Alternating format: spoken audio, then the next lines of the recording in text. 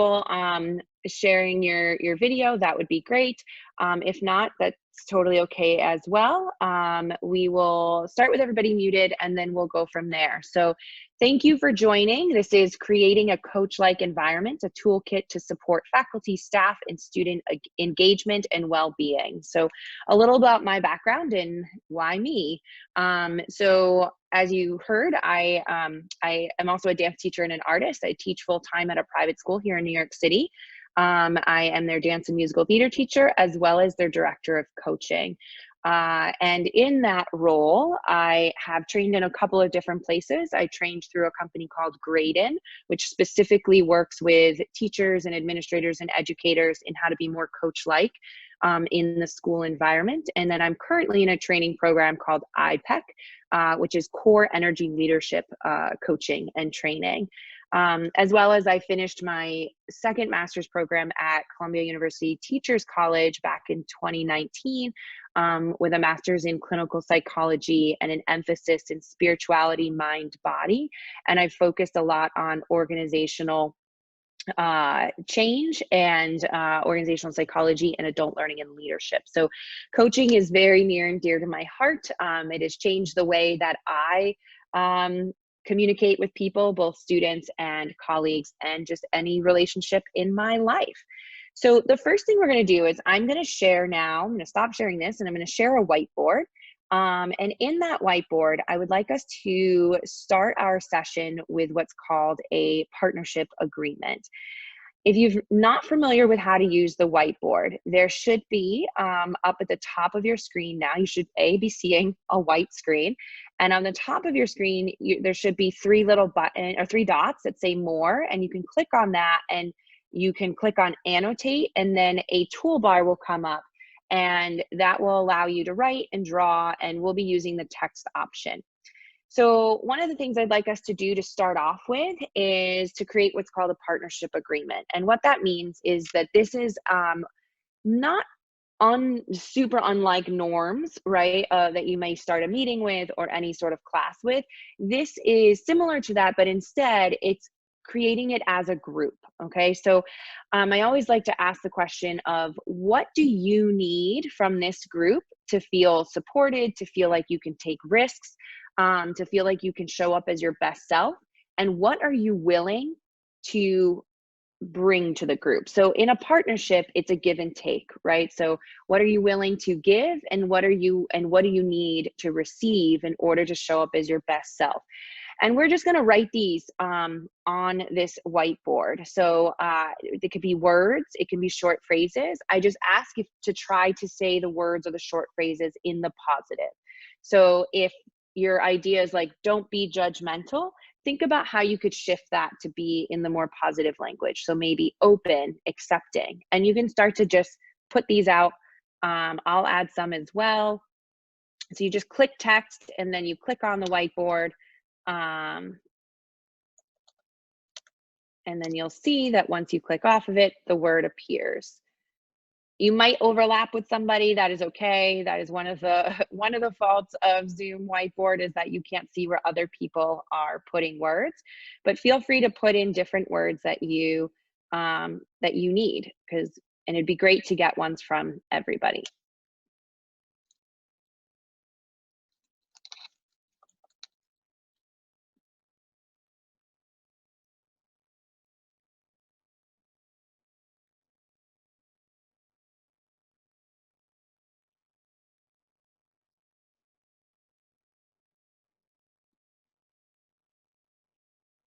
Great. So I'm seeing open, resilience, respect, listen attentively and compassionately, stay curious, step up, step back. Maybe we can get a couple more in here.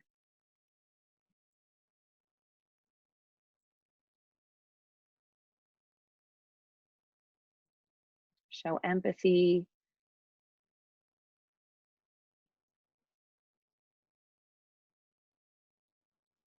And if you're continuing to type, try to do your last ones right now, because then I'm going to save it and then exit out of this.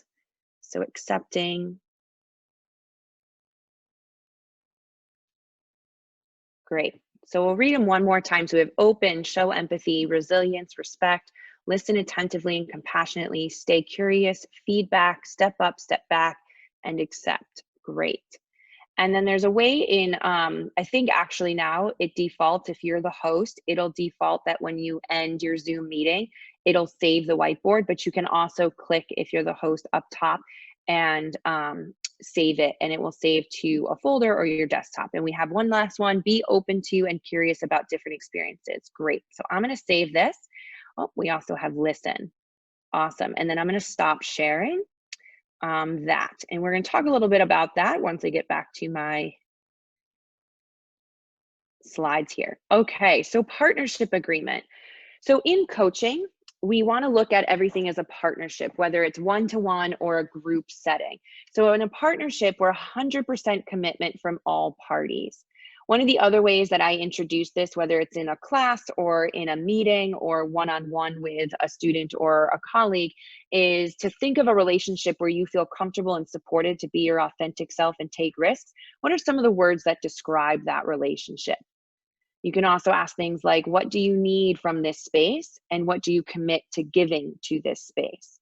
Again, we want to keep the words in the positive, and then this can become a much bigger activity with a group, in the sense that you can then ask people to like to clarify what that word means to them, right? So for an example in ours, we had the word feedback, right? So I may ask somebody, who put the word feedback? Can you clarify what the word feedback means to you?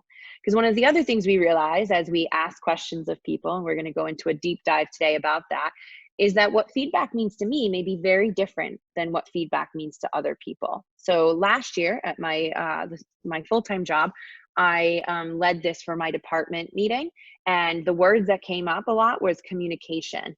And so I asked people like, well, what does communication mean to you? And it was really interesting, because what I want in terms of communication, say with emails and acknowledgement of emails and responding to emails, was very different from another person in my department who had pretty much the exact opposite. So I was like, it really bothers me when I send an email out and I don't get a response. I like when people respond being like, great, got it, or thanks, because then I know they got it, they read it, all of that. Whereas other people were saying, oh, like, I really don't need that to happen. Like, I hate when people respond that way. It just clutters my inbox. So then we were able to realize, oh, that could have been a conflict if we didn't talk about it more, right? So being able to get people to clarify what they mean will just go deeper into what it is that we're all agreeing to. The other thing I really love about a partnership agreement, it's a fluid document. So after you get all of the words up there and everything, and people are clear on what it is, you can have everybody sign it, which you can also do on Zoom. And you can also on Zoom with the whiteboard, they have little symbols, so everybody could have a different symbol. They can draw, all of that sort of stuff, and then it can be saved. You can put it on Blackboard if you want to. This can also be done in a completely asynchronistic way, where it can become a discussion board in a classroom setting.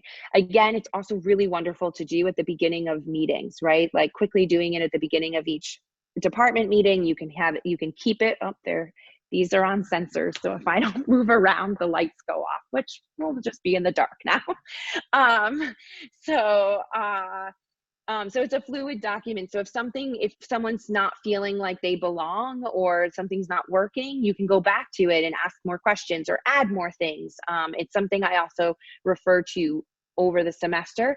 In terms of working with colleagues, it's a great way to start the meeting and then be like, is there anything else we need to add to this? If you do have questions throughout, we'll do a question and answer at the end, but you can also put things into the chat and I'll try to answer as we go. And you can also just unmute yourself and ask a question. We're not a huge group, so you can do that. So thinking about partnership agreements, they can show up in a lot of different ways, right? If you are having a one-to-one with a student or a colleague, you can start with this. It's really a wonderful activity that creates a non-power dynamic and we're all in this together sort of feeling. So let's get into coaching. So the one thing I want to say is coaching is not new. Many of the skills that we're going to go over, and there's only a few that we can go over in the time that we have today, are all things that you probably do in some capacity already. It's just that coaching looks at them in a specific lens with a specific goal in mind. And so if I'm sharing something and you're like, yeah, I totally do that already. Awesome, great. Take the time today to go deeper in what that practice is for you and how you can practice it more and how you can integrate it into more areas of your life. So using the chat function right now, just make sure that your chat is set to everyone. I'm going to ask, what is coaching? And feel free to write in words, short phrases of what you believe coaching to be.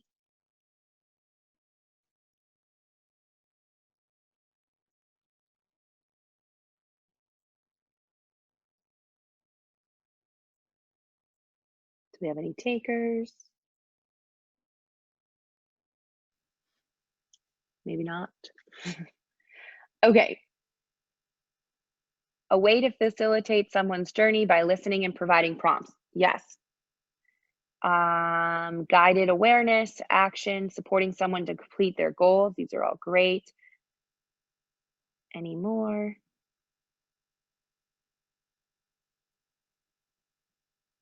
So that's a great start. And I would agree with all of that. So here we'll talk a little more about the definition of coaching, which is also a fluid definition as well. So coaching, like we said, is a partnership, and we're going to get a little more into how that's different than other forms of help in a little bit.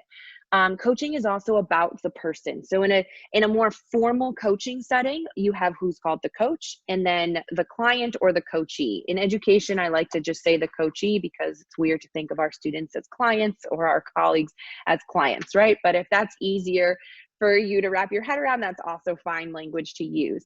So when you're in a coaching position or you're being coach-like, it's about the other person, and it's you in partnership with them. It's also a personal development toolkit. So one of the things I love, yes, unlock someone's potential. I love that, Nancy. Thank you for sharing that. One of the greatest things about being trained as a coach is that I have gotten all these skills for myself that I can use on myself to help in terms of conflict or in motivation, engagement of my own life, and being able to ask myself effective questions so I can self-coach. So that is also a thing. So it's a personal development toolkit to be used on yourself and with others. Now, coaching, and someone talked about goals, right? So coaching is also helping people to get clear on where they are now, which we always call as our A point, and where they want to go, or their B point. So goals. Where are we now and where do we want to be? And it's about getting clarity on that. In order to get to where we want to be, we have to know where we currently are. The next one we got was a collaborative process whereby you are helping others to grow and develop. Yes. Love that too. It is a process. And we'll talk a little bit about like the coachee's journey. And it's a process. And sometimes you go backwards, sometimes you go forwards. And just understanding that it's always a process is wonderful to have in mind. And the clear focus is on growth, which we'll talk a little bit about how that's different than like counseling or therapy in a little bit. Like someone wrote in the chat, it is about listening and asking questions in service of that person. So in service of the coachee. And then coaching is used in many companies to improve communication, to improve performance, leadership, creativity, and just company culture in general. It used to be back in the day that when a company was like, oh, I'm going to get you a coach, that may mean that like, oh, you're not doing well and you're kind of flagged as being someone they need to like fix. And that has really changed over the last 10 years. And actually, since COVID, it's changed even more of how can we provide company culture that is more coach-like? How can we shift leaders to be, and managers, right? So even there's a difference between leaders and managers, but how can a manager be more coach-like than just that top-down effect? It improves communication, and we'll talk about that. We just did a little bit in the partnership agreement of like asking questions to understand what someone means a little more. And it helps people to be more engaged in what they're doing by unlocking their creativity, unlocking their potential, getting them more engaged, and then therefore their performance rates go higher. All right, so this is a little more of what coaching is and is not. So when we think of coaching, it is an equal partnership between coach and client or coachee. It's not a top-down relationship with one party having more power. Coaching is about asking empowering questions and active listening. It's not about telling and giving advice. It is about moving from point A to point B, forwarding the action and growth. It is not therapy and healing past traumas. Coaching is driven by the client's agenda. It is not driven by the agenda of the coach or an outside party. So here's where, like, as a coach, if we're really going to be in a formal coaching session, and we'll talk a little bit about what those mean, the coach is holding space and the client is the one driving. So I always like to tell people, think about it as a road trip. The client or the coachee is in the driver's seat and I'm in the passenger seat. And my job is to listen, to ask clarifying questions, to be the different mirrors, so that then the coachee is empowered to make decisions, whether they're going right, left, backwards, forwards, on their own. I'm there to support them, but I'm not there to tell them or give them advice. Coaching is a belief that everyone is capable and whole. It is not a belief that the client is broken and needs to be fixed. So notice when we were talking about coaching, we did not say that it is mentorship. We did not say that it's fixing somebody or problem solving. We may be guiding a process, but we are not guiding them specifically on our agenda, and we're not giving advice to them. There are different roles or different forms of help where those fit and not in the coaching relationship. And then coaching is a process and journey of the inner and outer work. It's not a one-size-fits-all quick solution. So when we talk about the coachee's journey, I think of it as like a circle, and there's three different things. We have awareness, we have lens or perspective, and then we have action. So many times, like, we have an awareness, like, I know that I have not been as physically active over the last few months because I've had to be indoors, and working from home has taken a different toll on me. And I know that an action could be me doing some yoga classes at home, or me taking the weights out once in a while. Yet something's getting in my way. Usually, and this is perfect timing, Patrice takes off her glasses as I'm talking about this, because it's usually some sort of lens or perspective or mindset that gets in the way, right? And so with lenses and perspectives, just like glasses, we can take them on, we can put them off, take them off, put them on, and we have the power to choose that.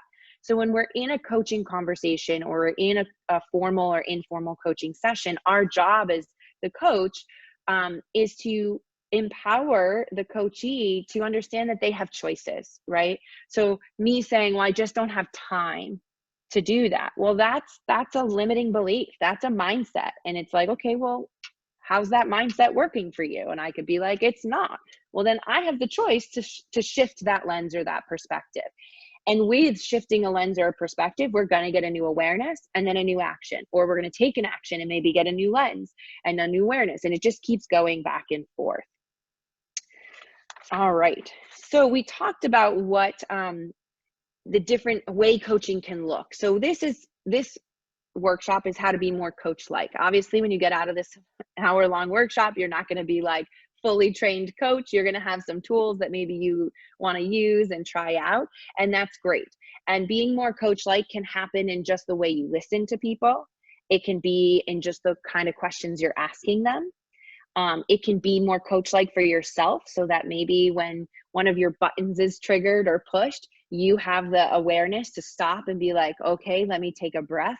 How do I want to respond to this, right? That can be more coach-like. It can be informal, where you're just having a conversation with somebody, or you're sitting down. I guess maybe that's not a good example. You're sitting on Zoom during a department meeting and you're just being more of an informal sort of coach-like department meeting. It can be the way that you host a discussion on Blackboard or in a live Zoom class with your students. And it can also be formal. So typically a formal coaching conversation would be the coach and the client or the coachee, and they last anywhere from 45 minutes to an hour. And they're really defined roles of always staying in the coaching role. The other ones, informal and coach-like, those you can move back and forth between roles, which we're going to talk about right now. So it's really about like thinking about these skills and being like, how and where can I use them to best support the people around me? So understanding the different forms of help. We're going to go and we're going to start with consultant up here at the top, which is the most directive, right? So a consultant would be someone that really is there to come in, analyze what's going on, fix a problem, give advice, and then usually leaves, right? So there's really a top-down effect there. It's not really a partnership per se. There is someone who is the expert in a given area, and they are giving advice, they are sharing their expertise, and then they go on their way. A counselor or a therapist, though many of them are more coach-like now, traditionally a counselor and a therapist is an expert in mental health, we hope. That's why you're going to them. Though there can be a little bit of a partnership there, there tends to be more focus on the past than there is the now and the future. And we talk about the difference between therapy and coaching. We think about therapy as healing, right? So healing trauma, whereas coaching is about growth. And though in coaching, we may look at the past a little bit to get some clarity on something, we're not going to stay in the past a lot. And that's where there's a big difference. But again, there is still this power difference between a counselor / therapist and the patient, because they have more authority over things and they can tell the patient certain things. A mentor, though that can be a partnership relationship to some extent, a mentor is really there to give advice, and they're an expert in their own life, right? So, and usually the mentee seeks out a mentor and they're asking the questions and they're listening. A teacher literally plays all of these roles, but the difference between a teacher and say a mentor and a coach and all that, the biggest one for me is that a teacher is the one that's usually setting the learning goals. We lay them out in our syllabus every year or every semester. So we are setting the goals that we want our students to achieve. So it's really not their agenda, though we can be very coach-like in the way that we teach, whether it's through design thinking or reverse classroom or project-based learning in that way. And then a coach, as we've talked about a lot, is equal partnership, low directive. They are not giving advice. They're not problem solving. They are not guiding the way they want to guide. They're guiding in service of the coachee. So thinking right now in your role at John Jay, your role outside of John Jay, you can think about these as different hats, right? And as a teacher, we usually go through all of these hats, maybe even in one class period, right? There are times where we are the consultant because we are the expert in that content area and that knowledge. We may be a mentor because a student is asking us questions on next steps and how did we get to where we are. We are definitely the teacher where we're setting up learning goals and we're giving learning plans and all of that. We can be more coach-like in how we do all of that. And counselor therapists, sometimes we're hearing things about the past and stuff, though obviously, hopefully we know that if it gets out of our personal wheelhouse that we refer out to other people. Any questions on the different forms of help and maybe where you fit in on that? I'll pause for a moment. Great, I'll scroll a little in case anyone has their actual hand raised. Awesome, okay. So we're going to go into our second skill, because your first skill was your partnership agreement. It's a wonderful way to start this semester. I do it with my 6th graders all the way through my college students, and anytime I lead a meeting for adults as well. So our second one is going to be effective and empowering questions. So I'd like to use the chat again and ask you, what is an effective and empowering question?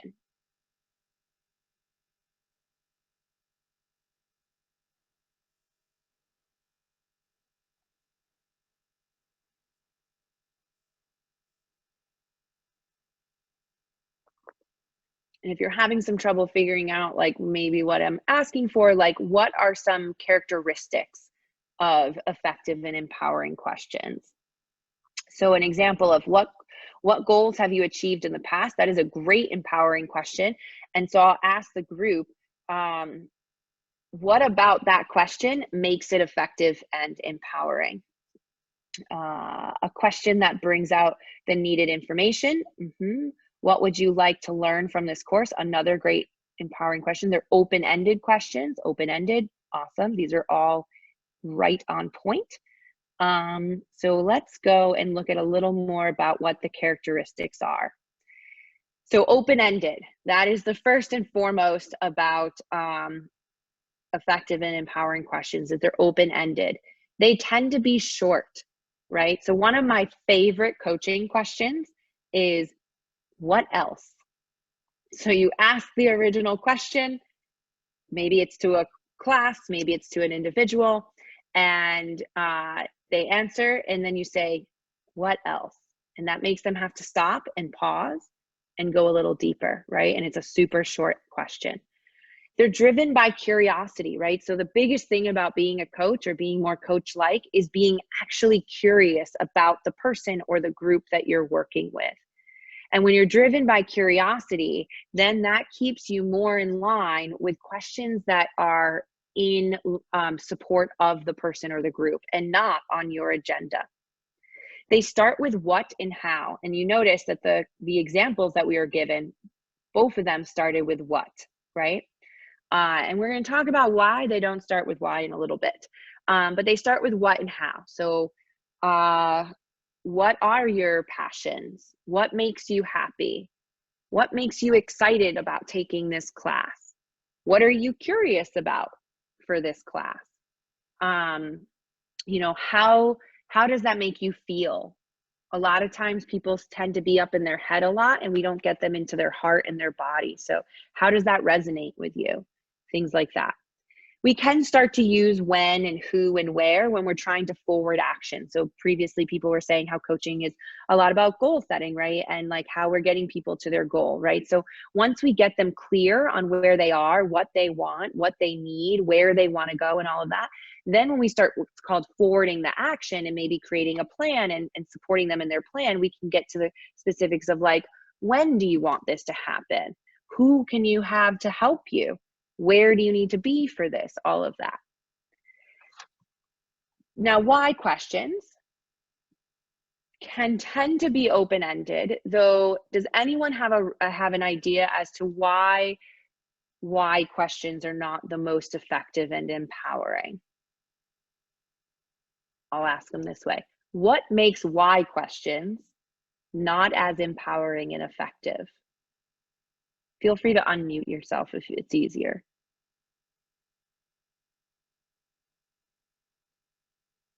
Yes, it may feel undermining. It may come off as a challenge. Exactly. Typically, when we ask why, which for some of us have been in education for a while, may seem really challenging because we're always taught to ask why. That's how you go deeper. But why can come across as judgmental, and it can get people to stop wanting to be open and communicate how they feel, and it can dismiss their feelings, right? So thinking about like equity and inclusion and belonging, why can actually put up a wall for people. So one of the challenges when I first started being trained as a coach many years ago was, in every part of my life, how can I change the why questions that I'm used to asking into what or how? And I challenge all of you to just do that on every day, is to, like, when you want to say why, how can you stop, pause, and change it to a what or how? And not just doing it. So sometimes, like, well, why didn't you get the assignment in? Like that could be really, that could be very accusatory, right? So changing that to like, what might have gotten in the way of you meeting this deadline? Or how can you support yourself in the future to meet the deadline? Something like that. Usually if we have a longer period of time, I would do an exercise where I put you in breakout groups and have you write out some typical why questions that we always hear, like, why are you late? Why did you do that? Right? That's a big one that we always say. Especially if you're a parent or you work with younger kids, how many times do we say, why did you do that? And then all of a sudden the kid or whoever you're saying to gets very defensive and has to like explain themselves in that way. Asking a question of like, what brought you to that decision? has a little more of like, okay, let's unpack this. What brought you to that decision? And let's have you get to the point where you're understanding where maybe a different decision could have been more effective in that way. So we are going to practice this in a different way together. I am going to stop sharing my screen now, and I'm going to put us into breakout groups. And I think I'm going to do it where, because I was going to do it in twos. So it may mean that, Diana, do you mind being in a breakout room with somebody? You can say no, and I can go into one. I can do it. That's not a problem. Great. Okay, so I'm going to put you guys into duos. And in this practice, it's literally going to be one person's going to start as the coach, and the other one's going to be the coachee. And the coach is just going to ask, what would you like to talk about today? Right? And then you can answer that however you want. And then coach, I want you to always ask what and how questions. Yeah. And when we're practicing a new skill, remember, be like a new learner mindset, right? Like, it's not going to be perfect. It's probably going to be messy at times. And if you, oh, someone has to go. Okay, yeah, Angela, if you want to do that, you can. I mean, this is only going to take like 5 or 6 minutes. So you actually, no, stay, because it's going to be 5 or 6 minutes and we're going to come back. So don't worry about it. And then I will give you a little message and say switch, and then you'll just switch roles. Okay. And so it's meant to just be a non-high stakes, just practicing what and how questions. Yeah. So I'm going to do this. And I'm going to put you into 9 groups, or yeah, 9 groups. So you can introduce yourself, and you're going to have about what sort of things you should discuss. That is totally up to you, Jonathan. In any of these practice coaching sessions, I always say it should be something real. Don't make up a situation, right? But if you want to be like, I'd like to discuss, how I'm going to get my Blackboard to work for tomorrow, or something like that. That's totally fine. You can also discuss, like, I would like to discuss why I'm not picking up my weights every day. It can be a personal thing. It can be a professional thing, whatever you feel comfortable sharing with the person on the screen with you. And so I will send a message to say when to switch. I'll put you in the groups. I'll send a message saying start now. I'll time you, and then I'll say switch. The other person will go, and then we'll come back as a big group. So I'm opening the rooms now. If you've never done a breakout group before, when I hit it, you will have to click something that says accept. Okay, and you're off.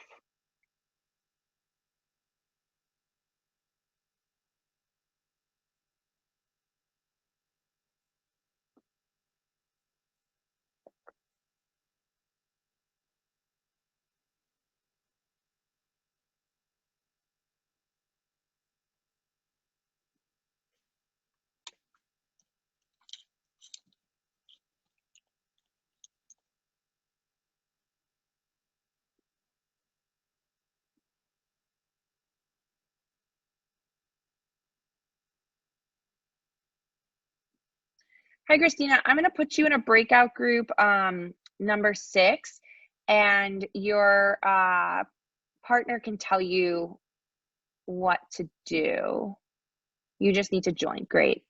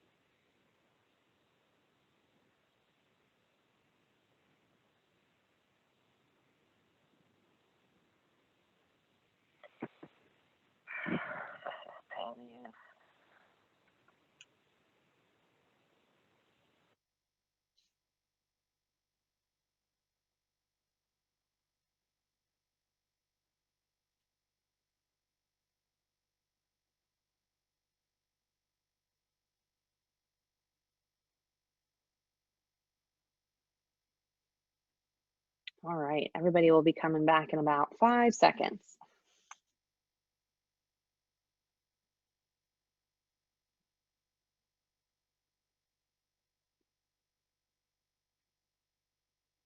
Okay, so I think everybody's back. So just quickly to debrief that, how was that experience? Feel free to unmute yourself and just share if you would like. Hi, it was a great experience because I remember not to ask why, because I always kind of ask why instead of how or when, or just the more probing questions. I tend to be good when I'm talking to students because I never want to make them feel like uh, like I'm getting too inquisitive. So I tend to stay. But any other interaction, sometimes I ask why, and I like when I'm talking to clients, and yeah, that was a good experience to just get even more engaged in active listening and probing questions.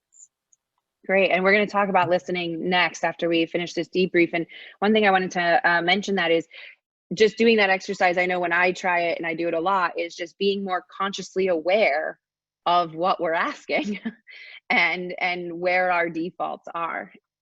Anyone else like to share? I thought it was very useful. I thought it was good practice in reframing the question into a how or a what.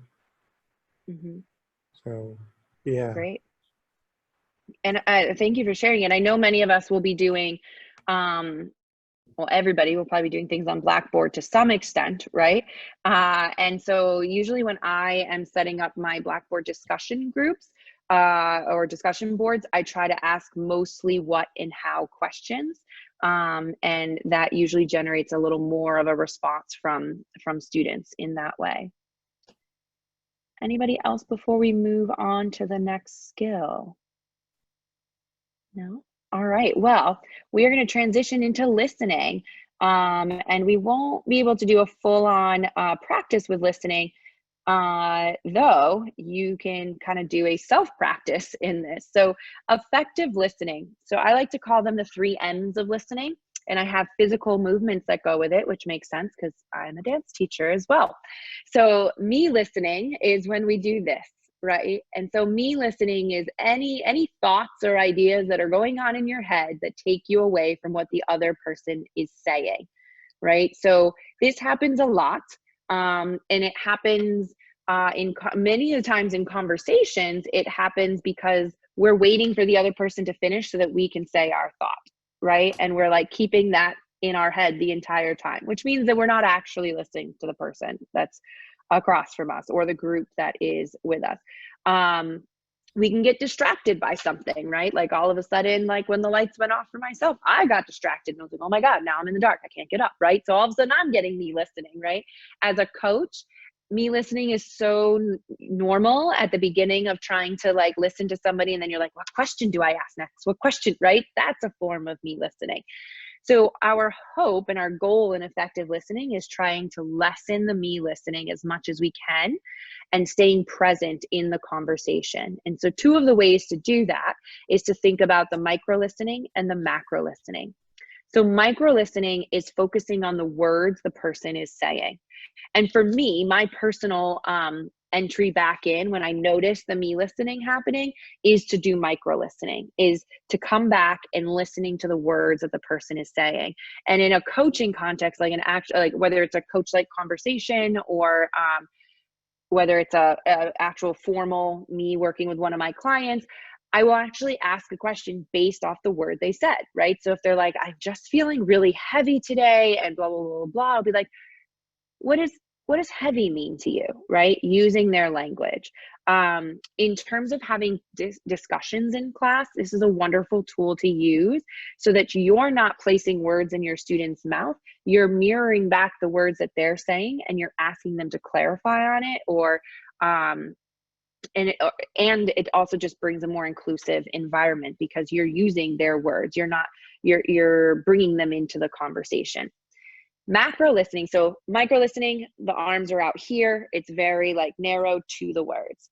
Macro listening is we bring our arms out this way, and now we're focusing on everything else, whether it's body language, tone, cadence, emotions, what is not being said, right? That's sometimes even more important than what's being said, right? So thinking about, so sometimes when I work with clients, it's just on the phone. I'm not seeing anything. So I'm really thinking about or tuning into like their tone when there are pauses, how maybe they get really excited and all of a sudden they're talking really quickly, but then I ask another question and now they're not talking as quickly, and noticing that. And as a coach, it's all about noticing, right? We're not judging, we're not analyzing. And so just asking a question of like, I noticed the tone changed when I asked that question. What's that about? Right? And notice, I didn't say, I noticed the tone shifted. I think it's because you're upset, right? Like I'm not telling them what I think it is because I have no idea what it is. I'm getting curious about it. Body language, right? So maybe you are doing something in a Zoom class and you're having a meeting with somebody and you're like, how's the semester going? And they're like, oh, it's really good. Yeah, it's great. Right? Like, so they're saying that, right? But they're like closing themselves off or they're looking away and noticing that maybe those two things aren't the same. And it's like, I noticed that you crossed your arms when you said it was great. What was that about? What's going on? What's underneath that? And the most effective listening is when you go and you oscillate between the micro and the macro, right? So you go back and forth between the two of them. Hold on one second. Get the chat back up. So going back and forth between the two allows you to get really like clear about their words and also getting more information based on the emotion behind it, based on the tone, based on what's physically happening. And then silence, right? So silence is not something to be scared of. Especially if those of you who haven't been using Zoom a lot to have like class discussions and stuff, there can be a lot more silence than maybe there was before when you're in person, right? And allowing for that silence to happen, because usually in the silence is where some thinking is going on, and allowing for that space. And then maybe saying, I noticed there's a lot of silence. What's that about? What's going on? Like, how can I support you? So we are getting down to the end of time. I was hoping that we'd get one more little breakout to be able to practice listening, but I feel like it would be best that we use our last 5-ish, 6 minutes to have any questions, any things that you're unclear on. I will say that these are just like, we did about 3 or 4 skills today. There are so many others when it comes to coaching. I know one person wrote on the partnership agreement, feedback, right? And feedback is so important. I'm just going to stop sharing this for a second. Okay, so feedback is super important, and coaching is a great way to give feedback. There's something called say it as you see it, or championing somebody, forwarding the action, dealing with goal setting, figuring out inner and outer blocks, right? So every outer block usually has some sort of inner block first, and being able to get to the root of the inner block to then be able to actually forward the action in the outer block. Energy levels. So the coaching program I'm going through right now is all about energy levels. And then really coaching is all about shifting our lens and shifting our perspective, using this idea of mirroring and listening and asking effective questions. Okay. So are there any questions that anybody has on what we did today or anything? Any questions?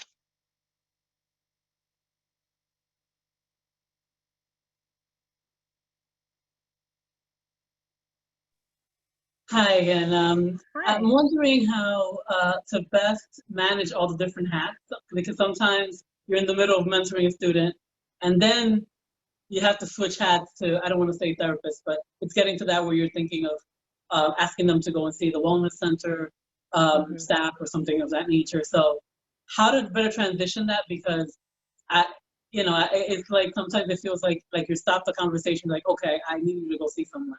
And it feels very, it doesn't feel like a smooth transition. We're dealing with students and they're going through a lot of different things. And now that we have distance learning, it's harder to pick up on all the cues. and to get the tone. It was easier in the past when you had, like the spring semester, you had already met your students and knew how they typically spoke, and then you see something in the chat and you were able to see that there's something going on with them. But some of the students, for example, that I'm going to meet, I have never met them before. So it's going to be difficult to pick up on their tone. Yeah, that's thank you for sharing that. And I think it's incredibly understandable to feel that way. I know I'm also feeling that way. And it's a great question. So my first thought would be follow your intuition, right? I believe all of us educators, we have that inner intuition, and so trust yourself. And for me, I also feel like there's really no harm you can do in coaching because you're really doing it in service of the other person, right? So in that idea of you're having a conversation with somebody, maybe it's a little more coach-like, you're asking questions, and then you realize, okay, yeah, they need to go see someone. I sometimes offer it as an observation, like, hey, can I share an observation with you? And I would do this even in a coaching session, right? And then they are able to say like yes or no, right? Be like, I think that this is something that you may want to use one of the wonderful resources we have at John Jay. Here's blah, blah, blah. How can I support you in taking that next step, right?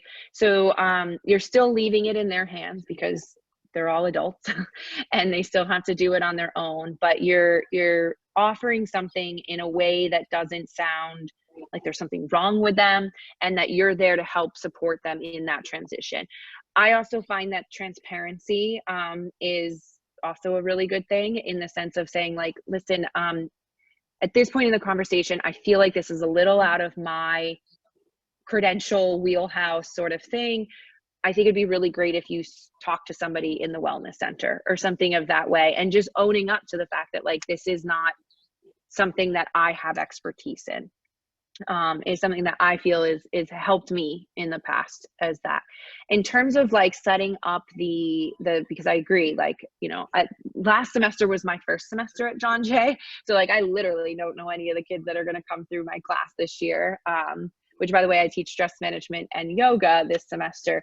And so I have just set up a lot of intro assignments that are really about getting to know them as people and not having anything to do with the class itself, and setting it up in a coaching way. So I do this thing called pick a card, which usually is in person, but I have like a spread, like a sheet of them, and it's all different images, and I ask them to pick a card that represents where they are now, and they're all numbered, all the images, and then pick a card that represents where they want to be, you know, and you can just say by the end of the semester. And I leave it very open. It can be about the class, it can just be about life, it can be whatever. And then in that first intro discussion, they have to say what number they picked, and then explain what about that card represents where they are now, and then what about the second card represents where they want to be in the future. I did this with my class last semester, and I found that now it's obviously we were in person, I found that it opened the dialogue right from the very beginning.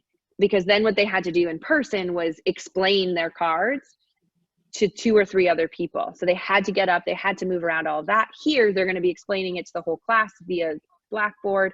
And then based on the Blackboard discussion guidelines I created, they have to respond to people with them to that. So, and I got a lot of feedback from students saying that it was a great way to get to have to stop and reflect on where they are now and where they want to be, to communicate that to people. And it was a way to get to know people in the class that they would never have gotten to know before. So that's what I use. And you can always email me to learn more about that if you want. And I think that helped to open up the lines of communication. So I'm cognizant that we have 1 more minute left. I am going to share my screen one more time just so you can see my contact information. Feel free to reach out. That's my John Jay email. That's also my personal email, and my website. You can always contact me through that as well. If you have any questions throughout the semester, I can also, there. I don't know if that helped to make it bigger for anybody. I wish you all the best of luck, and please do not hesitate to reach out if you have any questions or need any support in any sort of way. And I hope you have a lovely rest of your day and stay healthy and safe. And good luck with tomorrow. We start tomorrow. Thank you. Thank you, everyone.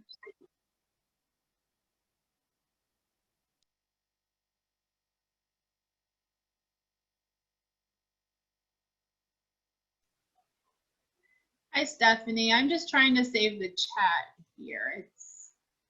It says it saved it, but I'm trying to figure out where it saved it so that I can send it to. Thank you, everyone. I think when it saves, let me see. Now it's also for me. So I'm just going to save it in a you can click and it'll say show in Finder. And I think if you double click on that, or if you open, when you save, when you click the 3 buttons and it says save chat, it'll come up right away in blue, I think, and it says show in Finder. You can double click on that and it's going to open up. And by the way, when it opens up, there's a folder on your computer that says Zoom, and it will have everything from every Zoom meeting that you, I think, posted. Oh, yeah, you're right. It sure does. And so it should save like the whiteboard. So like when I open mine, it has meeting saved chat, and it also has the whiteboard there. And then you can rename them. You can drag it to your desktop. You can do whatever. Okay. And I also recorded it. I don't know if it'll send you a copy of the recording, but it will send one to me for sure. So, which then I'll send to the TLC. I think I can send one to you too if you don't get one. I think I tried to set it so that you would, but I don't know if it'll do it or not. Sure, that would be great if you could send it to me. I would really appreciate that. And thank you for your help. I could have had, 2 more hours now. So let's see. I'm just saving these links quick before they disappear so I don't have to hunt for them to the next thing. Okay. I think we're good. All righty. Well, thank you. Thank you. Enjoy the rest of your day and have a lovely week. Thanks. You too. All right. Bye. Bye.